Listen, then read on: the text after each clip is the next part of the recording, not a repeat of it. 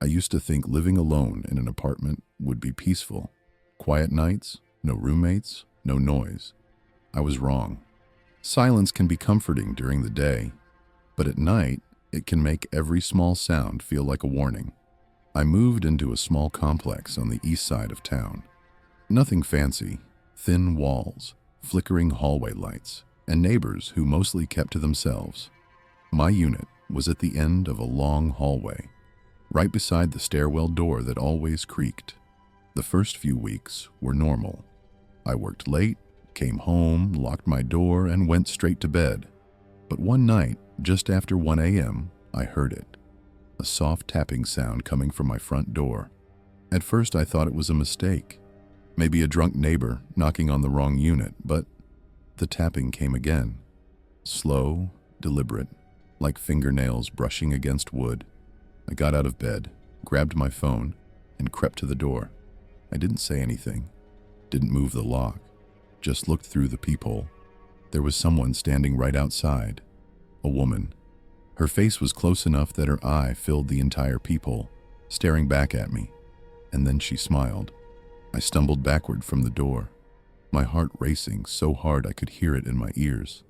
The image of that single, staring eye was burned into my mind, bloodshot, unblinking, too close to the glass. For a few seconds, I just stood there, trying to convince myself it was some prank, maybe a neighbor drunk or high. But then I realized something that made my stomach twist. There weren't any apartments across from mine. The hallway ended at my door. Whoever she wasn't a neighbor. I waited, listening. No footsteps, no movement, just silence. I finally gathered enough courage to look again, pressing my eye slowly to the peephole. She was gone. Relief washed over me, shaky and short-lived. I locked the deadbolt, checked it twice, and sat on the couch until the sun came up. When morning light finally filled the room, I felt stupid for how scared I'd been. I told the building manager about it later that day. He gave me a weird look when I described her. Mid-30s, messy hair, pale skin, wearing what looked like a hospital gown. He frowned. "You sure it wasn't someone you know? We haven't had anyone like that here. And the front door's always locked." I just nodded and said, I must have been half asleep, but I couldn't shake that image. That night, I pushed a chair under the door handle before bed. Around 2 a.m., I woke up again, not from a sound, but from a feeling. That same heavy sense of being watched. I sat up, my room dark except for the dim glow from the hallway light leaking in under the door. And then I heard it. A slow, dragging scrape across the door. Like a fingernail tracing the wood from top to bottom. I froze. My phone was on the nightstand across the room, but I didn't dare move. The scraping stopped. Then came the sound of whispering. It was faint. So faint I couldn't make out words, but it was definitely coming from the other side of the door. I finally forced myself to grab my phone and open the camera app. I didn't want to get close to the door again, so I held my phone out and zoomed in on the peephole, using the reflection from the screen. My blood ran cold. There was an eye looking right back into the lens. She was there again, only this time, she wasn't smiling. The second I saw that eye staring through the peephole, I dropped my phone. It hit the floor with a loud crack that echoed through the apartment. I didn't even pick it up. I just stumbled backward, staring at the door like it might burst open at any second. Then came the whisper again, this time clearer. "Let me in." I froze, every muscle in my body locked. Her voice was soft, almost pleading, but there was something off about it, like it was being played through a broken speaker. I didn't answer. I didn't move. Then she knocked. 3 slow, deliberate knocks, each one heavier than the last. I yelled that I was calling the police. My voice came out cracked and weak, but I wanted her to know I wasn't alone. The second I said it, everything went quiet. I stood there, waiting for footsteps, waiting for something, but all I could hear was the low hum of the hallway light outside. Finally, after what felt like minutes, I crept forward. My heart thudded so loud it felt like she'd hear it through the door. I pressed my eye to the peephole, expecting to see nothing, But she was still there. Only this time, she wasn't standing still. She was closer. Her face was right up against the peephole, skin pressed so tight I could see every pore, every crack. Her eyes were wide open, unblinking, and she was whispering something under her breath over and over, too quiet to understand. Then, out of nowhere, she hit the door. A sharp, loud bang that made me scream and stumble back. The chair I had wedged under the handle rattled, but didn't move. She hit the door again. Then again. I could hear her voice rising now, still whispering, but faster, like chanting. Her breathing was ragged, angry, frantic, and then it stopped. The silence returned. I stared at the door for a full minute before daring to look again. Nothing. The hallway outside was empty, but as I turned away, something caught my eye. The peephole, the tiny lens I had been looking through, now had a faint smear across it. From the inside, I didn't sleep that night. I just sat on my couch with the lights on until the sun came up. The second it was bright enough outside, I packed a bag and went straight to the leasing office. When I told the manager what had happened, he looked uneasy. "That's strange," he said quietly. "You're not the first person in that unit to report something like that." I froze. "What do you mean?" He hesitated before continuing. "A few years back, a woman lived there alone. One night she called the front desk, saying someone was outside her door staring through the peephole. Security checked, but no one was there. The next morning, she was gone. Just disappeared. All her stuff left behind. I didn't even let him finish. I told him I was moving out. I stayed with a friend until I found another place. But even now, I can't stand looking through a peephole. Whenever I walk down an apartment hallway and see one, my chest tightens. Because sometimes, late at night, I still hear that soft, rhythmic knocking. 3 slow taps. And sometimes, when I walk past my new apartment door, I swear I see a faint shadow move behind the peephole, like someone waiting on the other side. When you live in an apartment building long enough, you start to notice patterns. The sounds, the neighbors, the little routines that make the place feel alive. But sometimes, when one of those patterns changes, you realize something much darker has been happening right next door. I moved into a small apartment complex 2 years ago. It wasn't anything special. Beige walls, old elevators, paper-thin floors. But it was cheap and close to work, so I didn't complain. Across the hall from me was a unit labeled 4B. I never saw who lived there. The blinds were always drawn, the door never opened when mail was delivered, and no one ever seemed to come or go. But almost every night, around midnight, I'd hear muffled sounds coming through the wall. At first, it was just movement, soft footsteps, faint knocking, maybe someone shifting furniture. Then came the whispering. It started quietly, so quiet I thought I was imagining it. A low, rhythmic whisper that lasted only a few minutes each night. One night, I pressed my ear against the wall, trying to make out words. It sounded like someone speaking to another person, only there was never a reply. Then, one night, the whispering stopped. And that's when the banging started. The first time I heard the banging, it was past midnight. 3 sharp thuds against the shared wall, loud enough to make my picture frames rattle. I sat up in bed, heart pounding. It wasn't random. It was deliberate, spaced apart, like someone trying to get attention. I waited for a 4th, but it didn't come. I tried to convince myself it was nothing. Maybe someone had dropped something or slammed a cabinet. But when it happened again the next night and the next, I knew it wasn't an accident. The noise always came at the same time. 12:37 a.m. 3 knocks, a pause, then silence. I finally brought it up to the woman at the front desk. She looked at her computer, then frowned. "Are you sure it's coming from 4B?" she asked. "Yeah," I said. "Right through the wall, every night." She hesitated. "There hasn't been anyone in that unit for months. It's supposed to be empty while they finish renovations." I laughed awkwardly. "That can't be right. Someone's definitely in there. She just shook her head. No one has the key but maintenance. That night, I stayed up to record it. I set my phone against the wall. Camera pointed at the clock on my nightstand. Right on time, 12:37. The banging started. 3 dull, heavy hits, followed by the faintest sound of whispering. I watched the video the next morning. The sound came through clearly, but what chilled me most was what I hadn't noticed before. When the banging stopped, you could hear something else faintly. A long, drawn-out breath, almost like a sigh.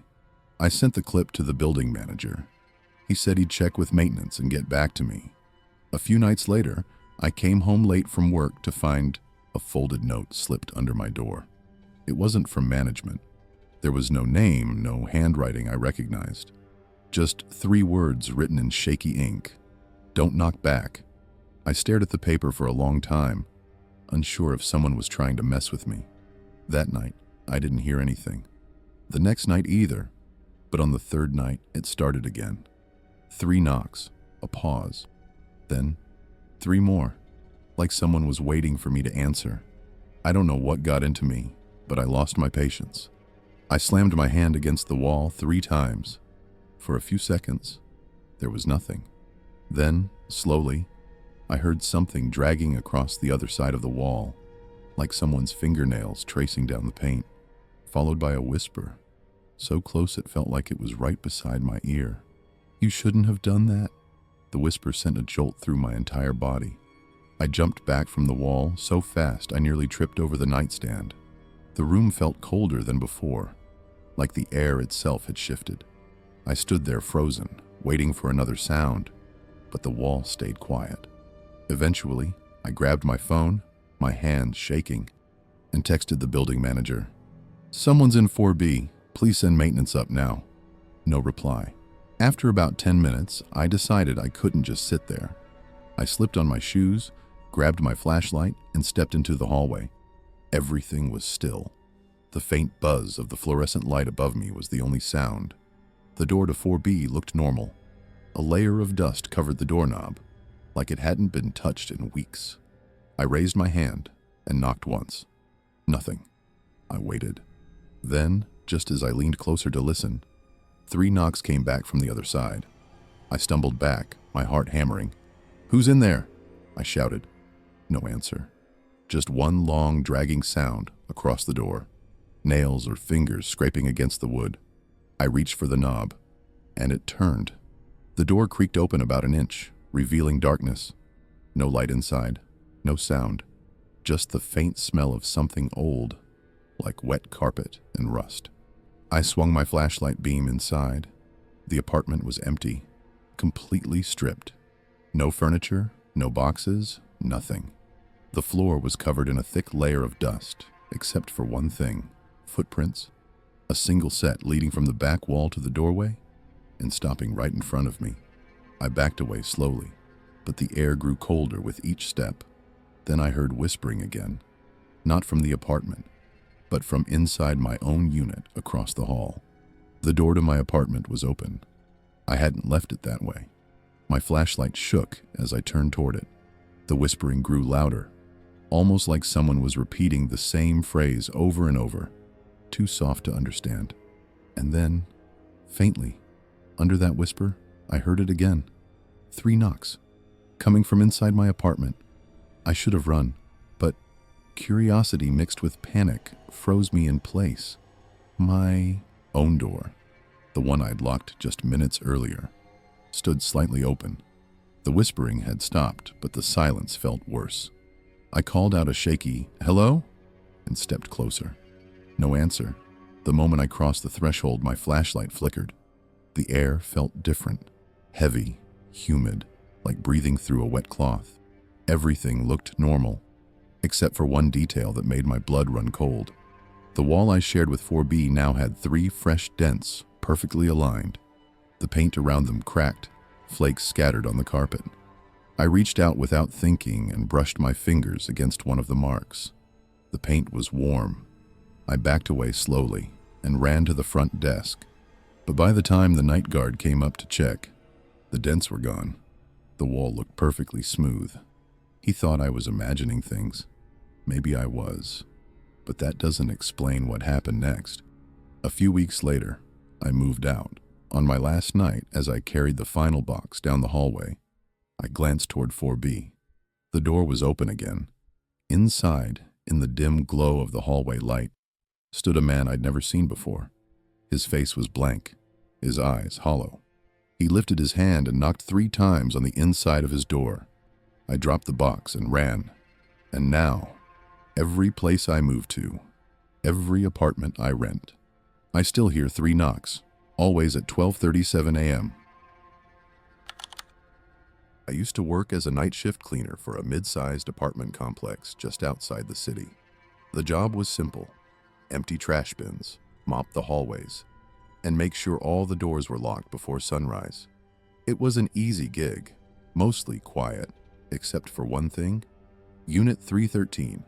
That apartment was always locked. I mean sealed. The doorknob was taped over, the keyhole filled, and a heavy chain was looped through the handle. Management told us it was under renovation, but after 6 months of working there, I never saw a single worker go in or out. What made it weird was the fact that sometimes, at night, I'd hear noises coming from inside. It started as light thumping, like something bumping against the walls. I assumed it was pipes, maybe air pressure or old plumbing. But then, a few weeks later, I started hearing something else. A low, rhythmic knocking. Always 3 knocks. Always around the same time, between 3 and 3:15 a.m. I asked my supervisor about it once. He just looked at me, pale, and said, "Don't go near that unit. Just skip it." I listened for a while, until the night the door was already unlocked when I got there. That night started like any other.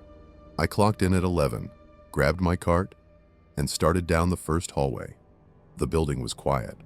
Most tenants were asleep. A few TVs hummed faintly through the walls. By the time I reached the 3rd floor, it was just past 3. My routine never changed. Mop the hallway, empty trash bins, then check that all doors were locked. When I turned the corner, I froze. The chain that always hung across Unit 313's door was gone. The padlock lay on the floor, snapped clean in half. The door was slightly open, not wide, just enough to see a strip of darkness beyond the frame. My first instinct was to call security, but the radio on my cart was dead. No signal. I stared at that open door for a full minute, debating whether to just leave it alone. But curiosity and something else pulled me closer. I pushed the door open slowly. It creaked, the sound echoing down the hallway. The inside was pitch black. No light, no furniture, no sound, just stale air, thick with dust. I turned on my flashlight and stepped inside.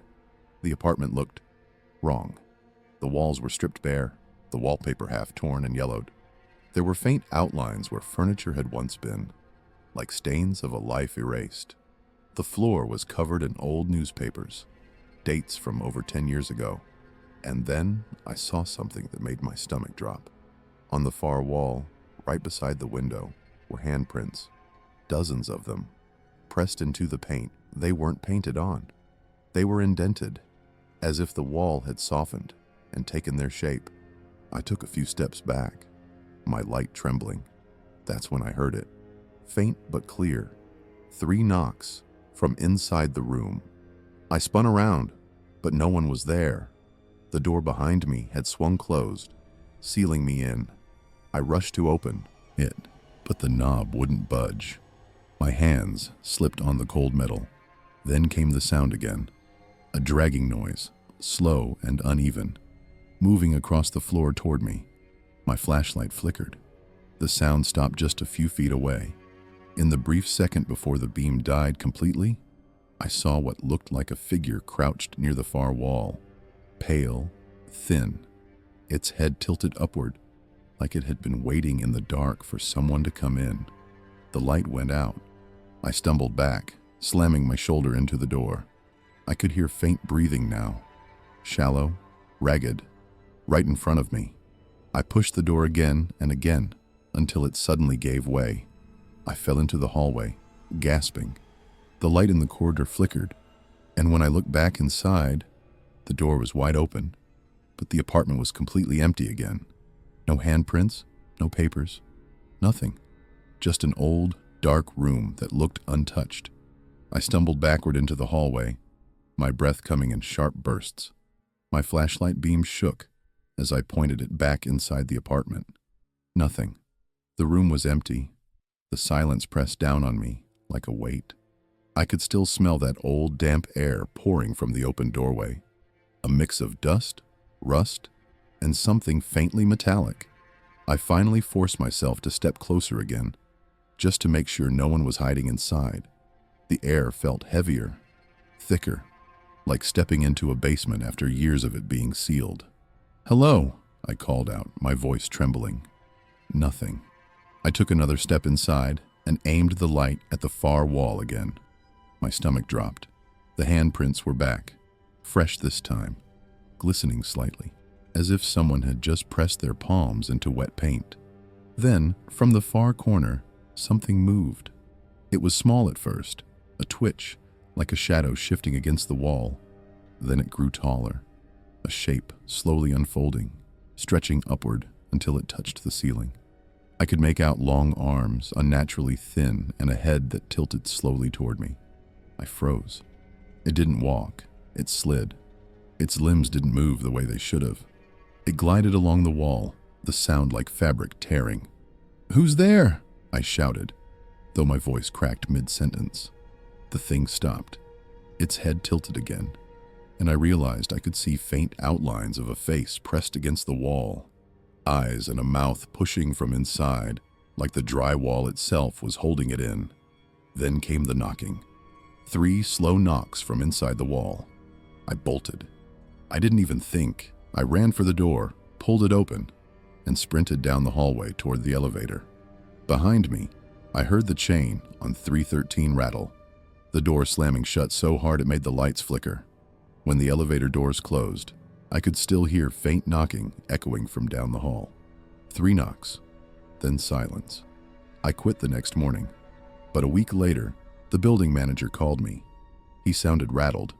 He said maintenance finally checked Unit 313 after my report. It was locked again, chain replaced, but inside, all the walls were clean, freshly painted, except for one, the wall facing the hallway. It had 3 perfect handprints, pressed deep into the plaster. I thought leaving that job would make the nightmares stop, but some things don't stay behind. They follow you, in memory or in something darker. A few months later, I was working at another complex across town. Cleaner, newer, brighter. No history, no strange rooms. For a while, I felt safe again. Then, one night, I was mopping the lobby when I heard it. 3 knocks, soft, spaced apart, coming from the maintenance hallway behind me. I froze mid-step. My chest tightened as I slowly turned toward the sound. The hallway was empty. The door at the end closed. I walked closer, heart hammering, and just as I reached it, 3 more knocks. This time, from the other side. I yanked the door open. Nothing there, just the quiet hum of the building's air vents. I told myself it was in my head, that I was letting old fear creep back in. But when I went back to my cart, something caught my eye. On the mop bucket, smeared in dirty water, were 3 pale handprints, exactly like the ones on the wall of 313. I wiped them off and threw the mop away the same night. Now, every time I hear knocking, even if it's a neighbor or a random sound in the pipes, I stop breathing for a moment, because some doors, once opened, never really close again.